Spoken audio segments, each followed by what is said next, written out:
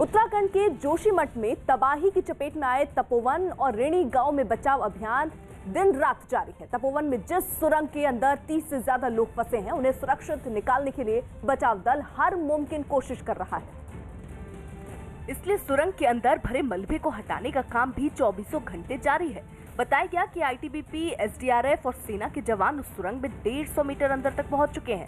सुरंग में भरा मलबा हटाना उनके लिए बड़ी चुनौती है, लेकिन वहां फंसे लोगों को सुरक्षित निकालने की उम्मीद में सभी लोग दिन रात मलबा हटाने के काम में लगे हैं। कुछ लोग यहाँ पर जीवित हो सकते हैं क्योंकि टनल के अंदर एक गाड़ी भी है और बताया जा रहा है कि कुछ क्रेन्स हैं, तो ये उम्मीद सबको है कि कुछ लोग जीवित बच जाए। सुरंग के अंदर जाने के लिए दूसरे रास्ते की तलाश भी की गई ताकि वहां फंसे लोगों तक जल्द पहुंचा जा सके। हमें पूरा यकीन है कि हमारे जो लोग हैं अभी तक शायद उधर अवेलेबल रहेंगे। 2 दिन पहले वहां पहाड़ से अचानक बहुत ज्यादा बर्फ गिरने की वजह से नदी में सैलाब आया था। उस सैलाब में जान गंवाने वाले 31 लोगों के शव बरामद हो चुके हैं, जबकि 197 लोग अभी भी लापता हैं। और उन सभी की सलामती के लिए देश भर में दुआएं की जा रही हैं। और 7 फरवरी को आए सैलाब की आहट सबसे पहले जोशीमठ के रेणी गांव में सुनाई दी थी और उस गांव के कुछ लोग भी सैलाब की चपेट में आ गए। तपोवन की तरह रेणी गांव में भी बचाव अभियान जारी है। ये वो इलाका है जहां से कुछ दूरी पर भारत-चीन सीमा है और सैलाब में वहां नदी पर बने पुल के बहने से कुछ गांव का संपर्क कट गया। आईटीबीपी और सेना जल्द से जल्द वहां पुल तैयार करने की कोशिश में है।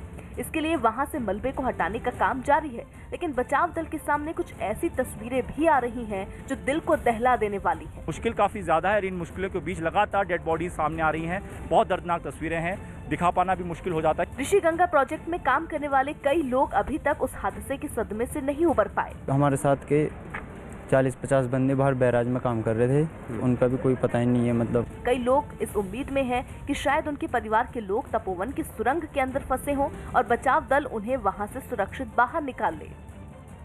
इस बीच जिन लोगों को तपोवन टनल से रेस्क्यू किया गया, उनका हाल जानने के लिए राज्य के मुख्यमंत्री त्रिवेंद्र सिंह रावत अस्पताल पहुंचे। 7 फरवरी को नंदा देवी ग्लेशियर का एक हिस्सा टूटने की वजह से ऋषिगंगा घाटी में अचानक भयानक बाढ़ आ गई थी, जिसकी वजह से ये सभी लोग तपोवन टनल के अंदर फंस गए थे, जिन्हें कई घंटों की मशक्कत के बाद रेस्क्यू किया गया।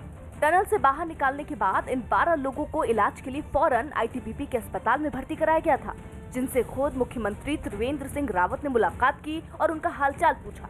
इस दौरान उन्होंने घायलों को खाने पीने का सामान भी दिया।